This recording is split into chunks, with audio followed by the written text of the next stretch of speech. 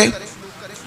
ایک سرکاری چراگاہ تھی جس کے اندر جانور چرا کرتے تھے. ہمارے ہاں بھی پنجاب میں کچھ جگہیں ہوتی ہیں تو ہم لوگ کہتے ہیں شام لاٹ ہے. سرکاری چراگاہ میں جانور چرا کرتے تھے. حضرت عمر فاروق رضی اللہ تعالیٰ عنہ کے صاحبزادے سیدنا عبداللہ ابن عمر رضی اللہ تعالیٰ عنہ نے بھی ایک اونٹ خرید لیا. تو سب لوگوں کے جانور سرکاری چراگاہ میں چرتے تھے. آپ نے بھی اپنا جانور وہاں چرنے کے لیے کھانے پینے کے لیے چھوڑ دیا. وہ جب اونٹ آیا تو پتلا تھا. کچھ دنوں کے بعد وہ فربا ہو گیا, طاقتور ہو گیا, موٹا تازہ ہو گیا.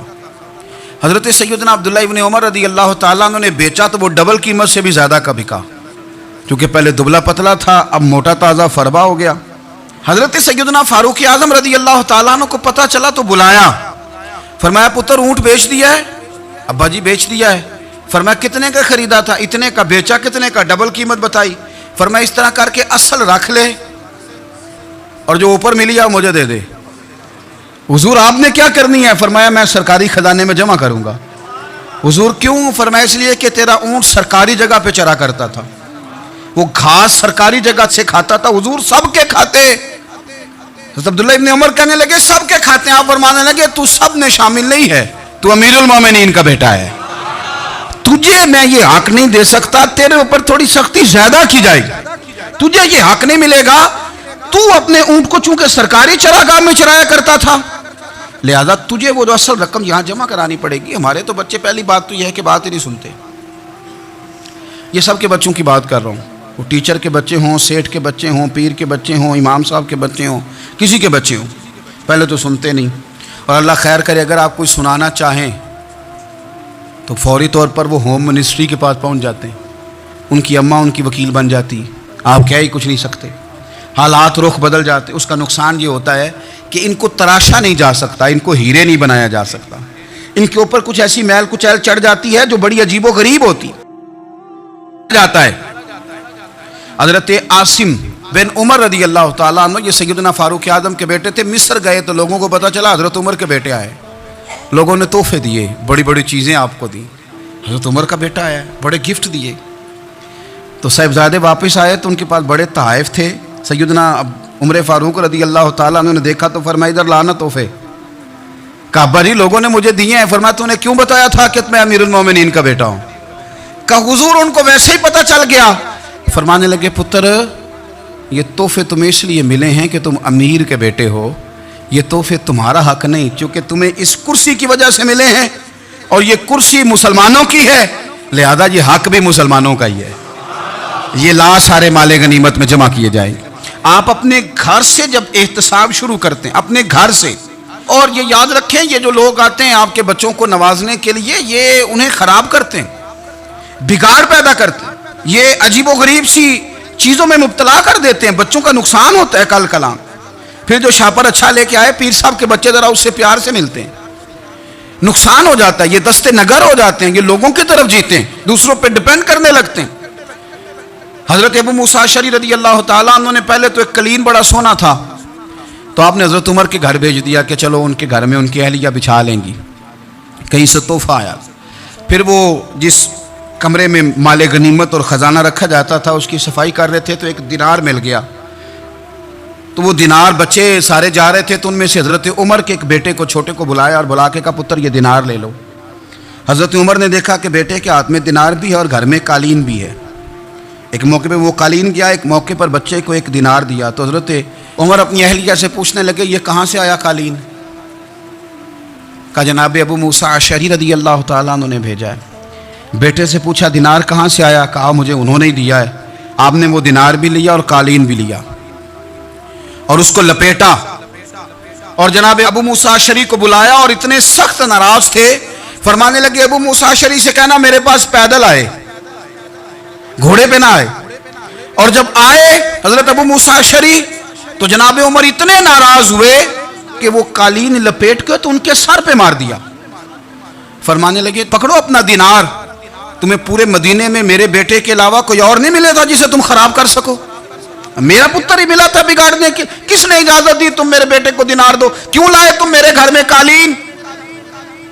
حضرت عمر فاروق رضی اللہ تعالیٰ عنہ فرمانے لگے میں زمین پہ سونے کا عادی ہوں, زمین چٹیل بھی ہو تو رب کا بندہ بن کے سوتا ہوں, تو اللہ مجھے آرام اور سکون کی نیند عطا فرما دیتا ہے. مجھے تمہارے مخملوں کی اور قالینوں کی ضرورت نہیں ہے. احتساب یہاں سے شروع ہوتا ہے بھائی. یہاں سے ہم نہ اپنے گھر میں بیٹھ کے مایوس باتیں کرتے ہیں، اور فلانے کے بچے کہاں پہنچ گئے، فلانے کے بعد بڑا پیسہ آ گیا، میں کچے مکان میں رہوں، میں یہ کروں، دیکھو مجھے نہیں سہولی. یہ تو آپ مایوسی والی باتیں کر رہے ہیں، یہ تو آپ کمزور باتیں کر رہے ہیں. یہ تو اس طرح کی باتیں تو ہارے ہوئے لوگ کرتے ہیں. اس طرح کا لب و لہجہ تو ان لوگوں کا ہوتا ہے جو احساس کمتری کا شکار ہوتے ہیں. یہ آپ نے کس طرح کا لب و لہجہ، اور اپنے بچوں کو آپ بھکاری بنا رہے ہیں تاکہ دوسروں کو دیکھیں تو مایوس ہو جائیں. اٹھ باندھ کمر کیوں ڈرتا ہے، پھر دیکھو خدا کیا کرتا ہے. آپ کا جو احساس ہے وہ اتنا خوبصورت ہو، آپ کے لہجے کے اندر اس قدر ٹھہراؤ ہو، آپ کو اطمینان آ چکا ہو، اور آپ کے بچے کبھی بھی کمپیریزن نہ کریں اپنا کسی کے ساتھ. کبھی بھی انہیں کرنے نہ دیں. آپ کبھی وہ کبھی یہ بات نہ کریں کہ فلانے زیادہ اچھا کھاتے پیتے ہیں تو ہم کدھر ہیں. کرنے نہ دیں انہیں بتائیں کہ بیٹا اپنی مٹی پہ چلنے کا سلیقہ سیکھو. سنگ مرمر پہ چلو گے تو پھسل جاؤ گے. ان کو بتائیں کہ جو تمہارے پاس ہے یہ خدا کا عطیہ ہے، اسی پر تم نے قناعت کرنی. کبھی بھی حضرت زید بن حارثہ سے نبی پاک صلی اللہ علیہ وسلم کو بڑا پیار تھا. پھر ان کے بیٹے حضور کے غلام زادے حضرت اسامہ بن زید کے ساتھ بھی حضور بڑا پیار کرتے. لیکن یہ تو مسلمہ حقیقت ہے نا کہ عظمت اور شان تو سیدنا فاروق اعظم کی زیادہ ہے.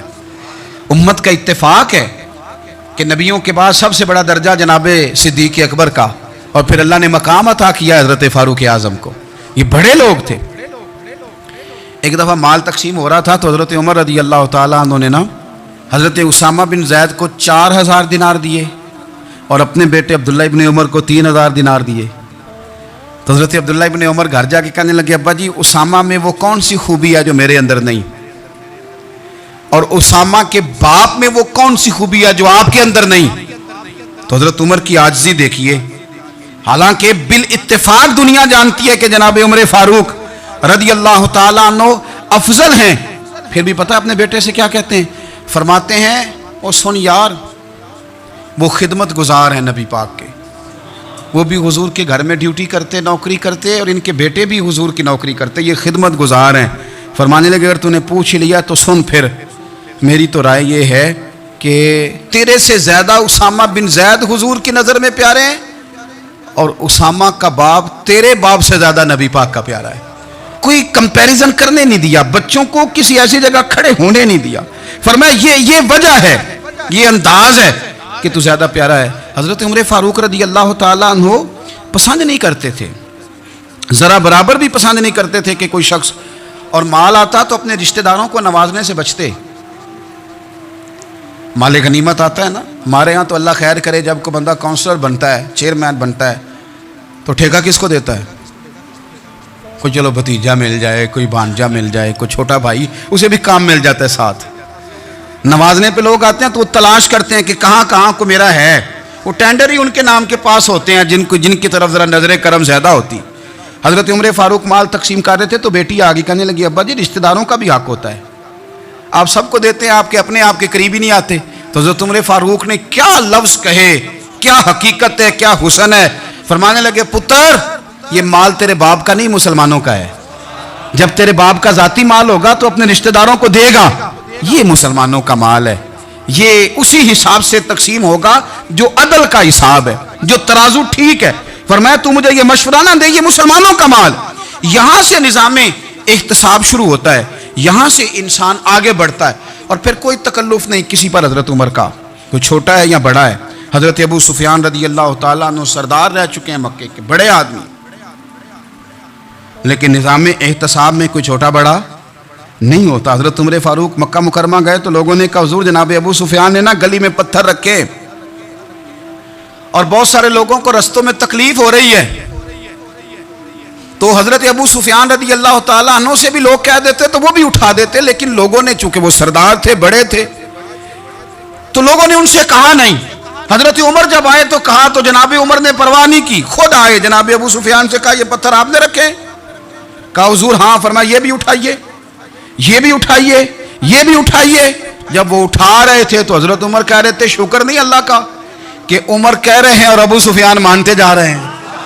شکر نہیں، یہ نظام احتساب ہے کہ بڑا ہو یا چھوٹا ہو اس کو یہ حق حاصل نہیں ہے کہ مسلمانوں کو وہ کسی تکلیف میں کسی بھی صورت میں مبتلا کرے، کہیں بھی کسی جگہ بھی.